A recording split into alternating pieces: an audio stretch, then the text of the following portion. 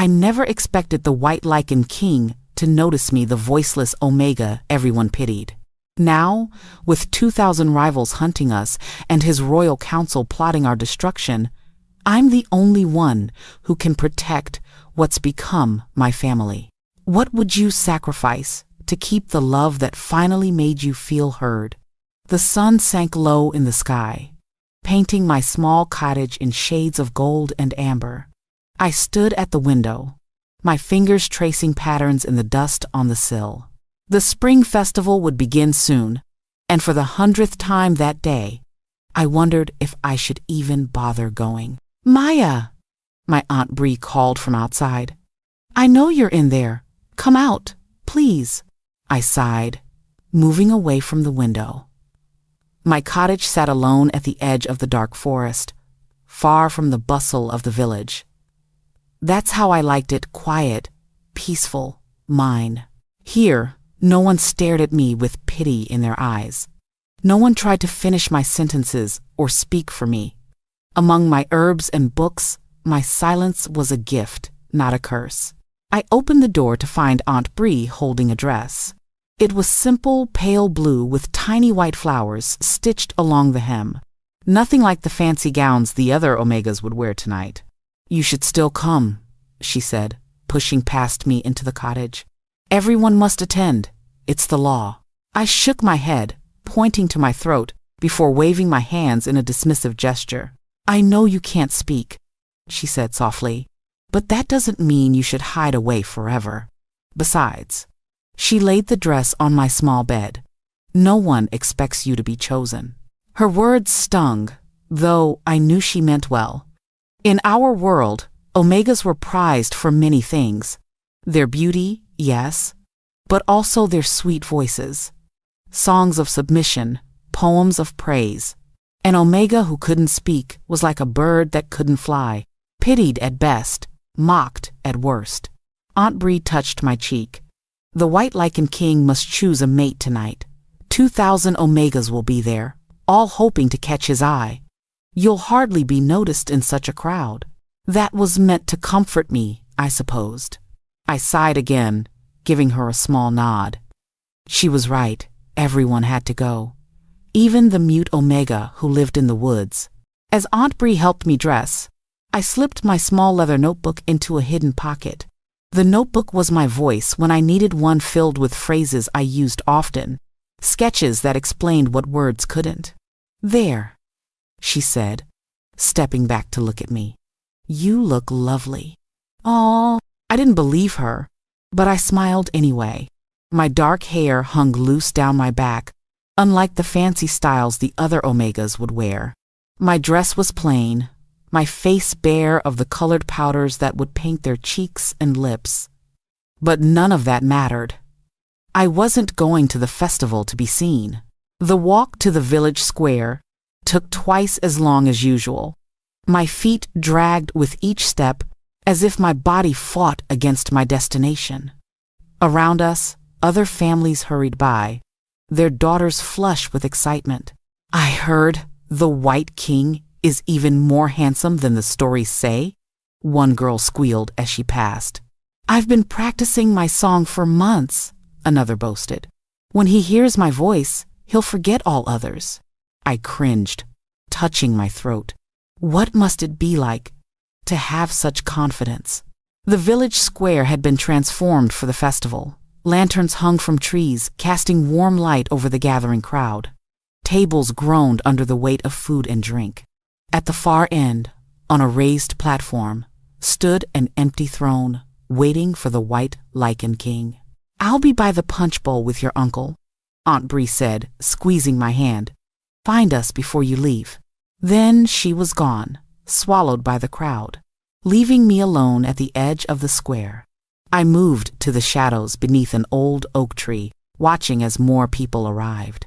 The Omegas were easy to spot, young women in bright dresses, moving in giggling groups, eyes darting constantly toward the empty throne.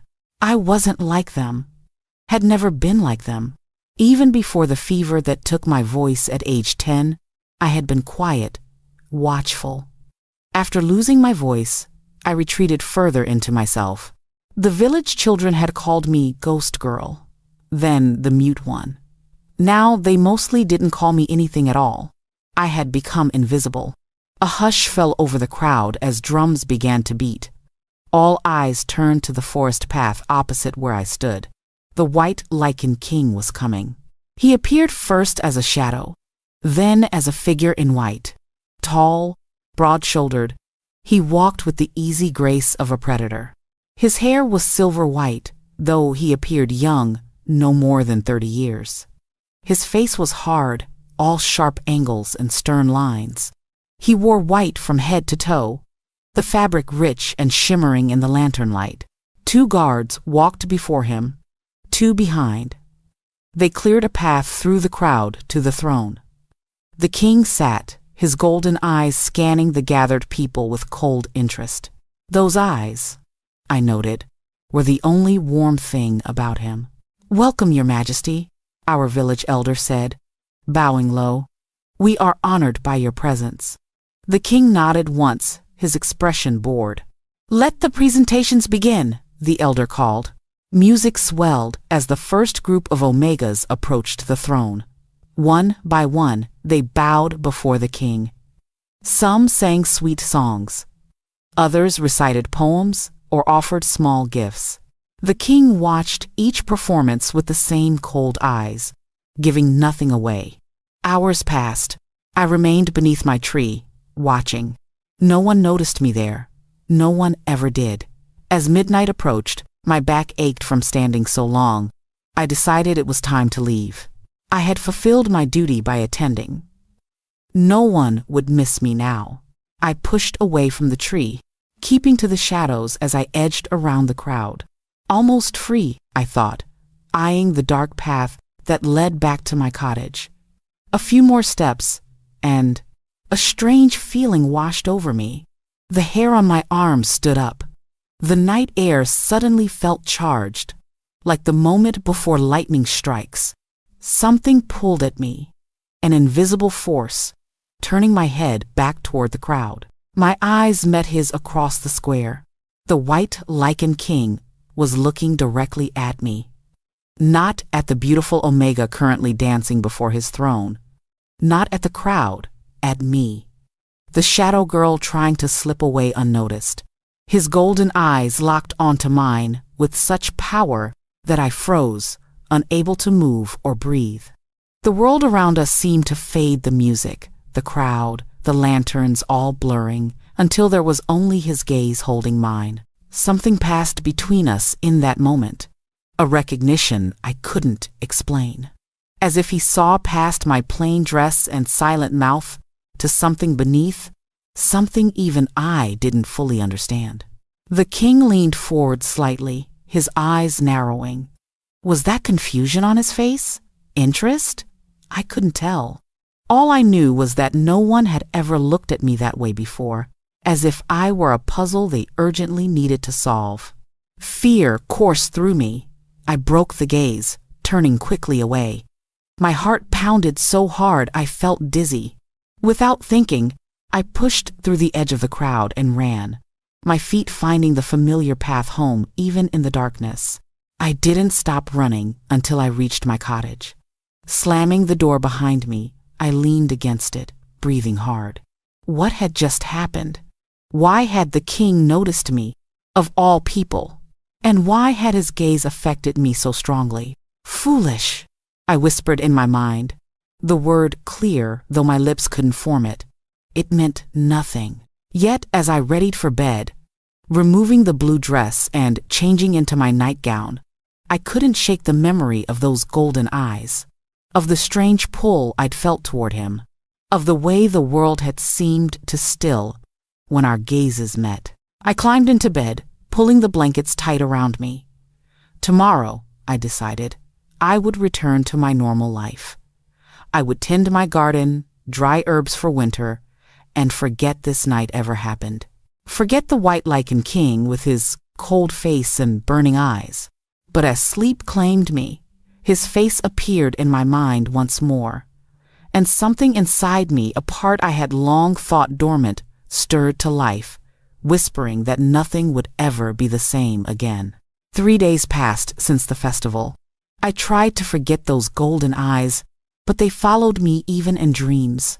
Thunder rumbled outside as rain lashed against my windows. The storm had raged since sunset, keeping me inside all evening. I didn't mind. The cottage felt safe, the storm a wall between me and the memory of that night. I sat at my small wooden table, grinding dried herbs with my stone mortar. The sweet smell of lavender mixed with sharp mint filled the room. My fingers worked by memory, crushing and mixing herbs for healing salves. This was my gift, what I offered in place of songs or pretty words. My hands spoke through healing. Wind howled around the cottage corners, making the flames in my fireplace dance wildly. I added another log to the fire, watching sparks fly upward. The warmth felt good against the damp chill seeping through the stone walls. A crack of thunder shook the ground. I jumped, nearly knocking over my bowl of herbs. Then came another sound, not thunder, but a heavy pounding on my door. I froze. No one visited me, especially not during a storm this fierce. The pounding came again, more desperate this time. Someone needed help. Wiping my hands on my apron, I moved cautiously to the door. Another boom of thunder, another round of frantic knocking. I took a deep breath and pulled the door open. Rain and wind burst into my home, along with a tall figure wrapped in a dark cloak. The strangers stumbled forward, clutching something against their chest.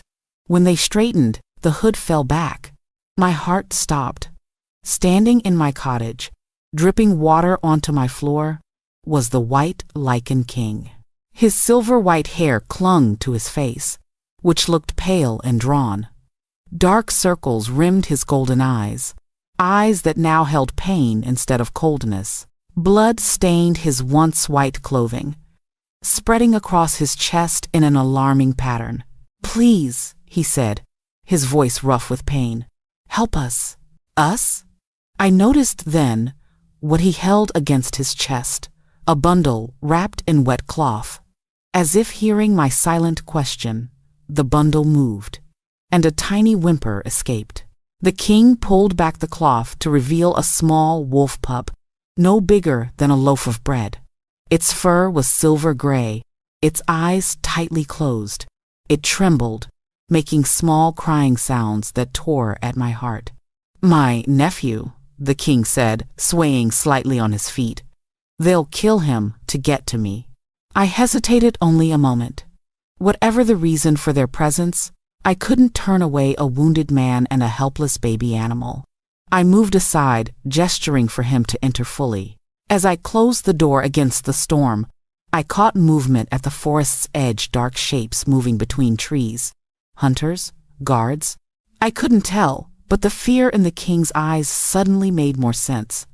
They were being chased. The king took 3 more steps into my cottage before his legs gave out. He fell to his knees, still cradling the pup carefully. A small pool of blood began forming beneath him on my wooden floor. "I'm sorry," he whispered, his voice fading. "Nowhere else to go." I rushed forward, gently taking the pup from his arms. The tiny creature whimpered, pressing against my warmth. I placed him on a soft blanket near the fire before turning back to the king. He had collapsed fully now, lying on his side. Before my eyes, his form shifted, bones cracking, muscles reforming. Where the man had been, a huge white wolf now lay, blood matting its beautiful fur. The transformation seemed involuntary, perhaps triggered by his weakened state. I knelt beside him, pushing aside fear. Wolf or man, he needed help. I examined his wounds, deep claw marks across his chest and side. These weren't made by human weapons. Another wolf, then? A rival? Working quickly, I gathered my supplies. Clean cloths, my strongest healing salve, bandages, a bowl of warm water. The wolf watched me through half-closed eyes as I cleaned his wounds. He winced, but didn't growl or snap.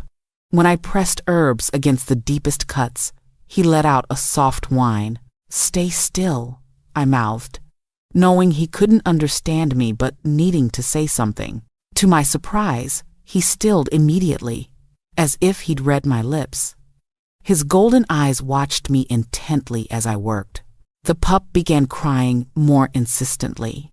Without thinking, I rose and warmed some milk in a small pot over the fire, adding a drop of honey.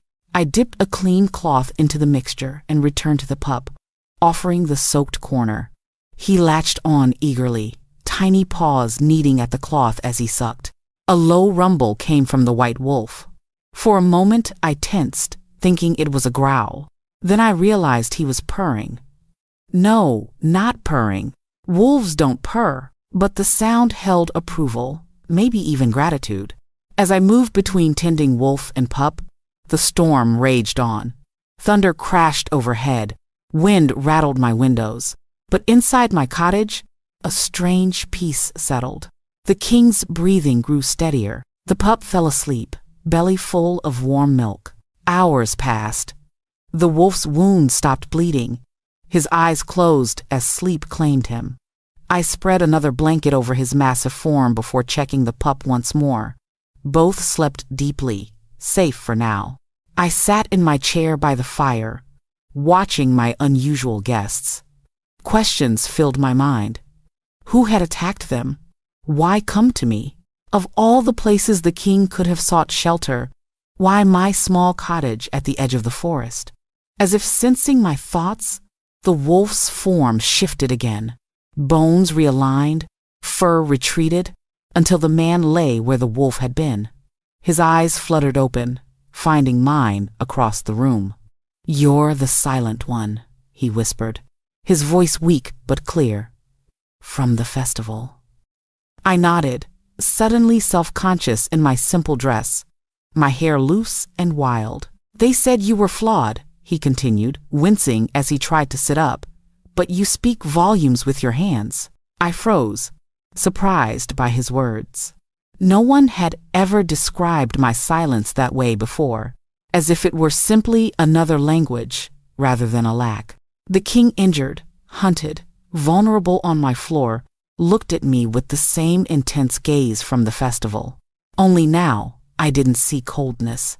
I saw recognition, understanding. "My name is Tavian," he said softly, "and I think you may be the only person in this kingdom I can trust right now."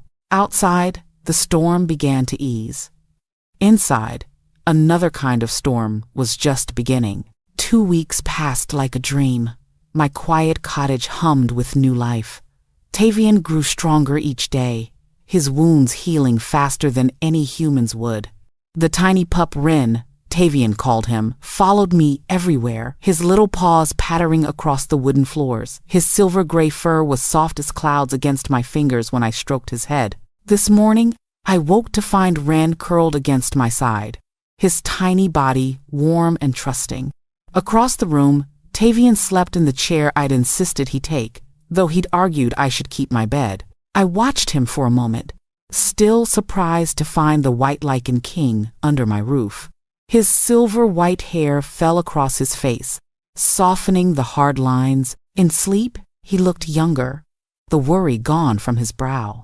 I slipped from bed, careful not to wake Ren. The early morning air bit at my skin as I added logs to the dying embers in the fireplace. Outside, frost coated the grass and garden plants. Winter was coming early this year. A soft whine made me turn. Ren stood on the edge of the bed, tail wagging as he watched me work. I smiled, holding out my arms. He leapt into them without hesitation, licking my chin with his warm tongue. "He adores you," Tavian said, his voice thick with sleep. I turned to find him watching us, his golden eyes warm in the firelight. I nodded, burying my face in Ren's fur to hide my blush. "He's never taken to anyone like this before," Tavian continued, standing to stretch. The movement revealed a flash of skin where his borrowed shirt rode up. I looked away quickly. Ren wiggled in my arms, wanting down. I set him on the floor and moved to prepare breakfast oatmeal with dried berries and honey. It was simple food, not fit for a king, but Tavian never complained. Instead, he insisted on helping, slicing bread I'd baked yesterday while I stirred the pot over the fire. We worked side by side in comfortable silence. This had become our morning ritual, preparing food together, eating at my small table, then tending to Wren and my garden. In the afternoons, Tavian would shift to wolf form and patrol the forest edge, making sure no one had tracked them to my cottage. So far, we remained undiscovered. "Your garden is impressive," Tavian said as we ate. "I've never seen so many healing herbs in one place." I took out the small notebook I kept in my pocket, writing quickly before passing it to him. "My grandmother taught me, plants don't care if you can speak to them." He read my words and smiled. "Nature has its own language, one many have forgotten." I nodded, surprised by his understanding. Most people thought my interest in herbs was strange, especially for an Omega. We were expected to focus on singing, dancing, making ourselves appealing to alphas, not digging in dirt and brewing smelly potions. After breakfast, I took Wren outside while Tavian washed our bowls. The pup bounded through the frost-covered garden, pouncing on fallen leaves. I checked my plants, covering the most delicate with cloth to protect them from the increasing cold. When Tavian joined us, he carried a basket. "I thought we might gather more of those red berries you showed me yesterday," he said, "before the frost takes them all." I nodded, pleased he remembered. The berries made an excellent remedy for winter coughs. We walked together into the forest, Wren racing ahead, then running back, as if checking we still followed. Birds called from the trees, their songs crisp in the cold air. Leaves crunched beneath our feet, red, orange, gold. The forest was dying into winter, yet life still pulsed all around us. As we gathered berries, our fingers sometimes brushed. Each touch sent warmth spiraling through me, like drinking hot tea on a cold day. I tried to focus on the task, but found myself watching Tavian instead. The way the dappled sunlight played across his face, the gentle way he handled each berry, placing it carefully in the basket. This man, I realized, was nothing like the cold king from the festival. That man had been a mask. This was the real Tavian, careful, gentle, observant. He noticed things others missed, like the family of rabbits watching us from behind a fallen log, or the way certain plants turned toward the Sunday. When our basket was full, we found a small clearing to rest. Wren chased a butterfly while Tavian and I sat on a fallen tree trunk. The wood was rough beneath my hands, still solid though the tree had died years ago. I ran my fingers over the bark, tracing the patterns left by time. "Why do you live alone in the forest?" Tavian asked suddenly. His voice was gentle, curious without demanding. I pulled out my notebook again. "A voiceless Omega has no value." I tired of the pitying glances. He read my words, then shook his head. "Your silence is not a flaw, Maya. Some speak constantly yet say nothing worth hearing." My heart stuttered at the sound of my name on his lips. It was the first time he'd used it. "How did you know my name?" I wrote. "Your aunt told the village elder at the festival. I asked about you after our eyes met." I stared at him, surprised. He had asked about me? Plain, silent Maya? "You seemed different," he said, looking away into the trees. "Not like the others, fighting for my attention with songs and gifts. You were just watching. Like you saw past the crown to the person beneath." I didn't know what to write, so I simply nodded. It was true. While others saw the white Lycan king, I had glimpsed something else in those golden eyes. Loneliness, perhaps. A feeling I knew well. "May I ask what happened?" he said softly. "To your voice?" I hesitated, then wrote, "Fever when I was 10. The healer said my voice box was damaged beyond repair." Tavian read, then gently touched my hand. "I'm sorry." I shook my head, surprised to find I meant it. For years, I had mourned my lost voice, the life that might have been.